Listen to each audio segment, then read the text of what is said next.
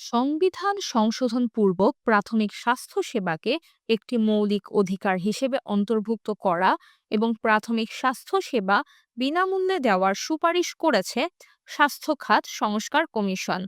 আজ সোমবার সকাল 11টায় প্রধান উপদেষ্টা অধ্যাপক ডক্টর মোহাম্মদ ইউনূসের কাছে জমা দেওয়া প্রতিবেদনে এসব বিষয় সুপারিশ করে কমিশন।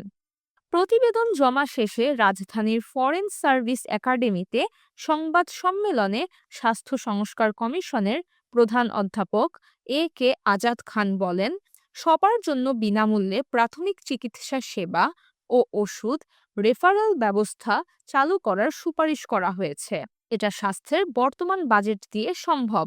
তাই প্রাথমিক স্বাস্থ্য সেবাকে সংবিধান অধিকার হিসেবে স্বীকৃতি দেওয়া, এছাড়া দেশের যে কোনো হাসপাতালে অসচ্ছল 20% রোগী যেন বিনামূল্যে চিকিৎসা সেবা পান এবং বেসরকারি হাসপাতালগুলোতে সেবা মূল্য নির্ধারণ করে দেওয়ার সুপারিশ করা হয়েছে।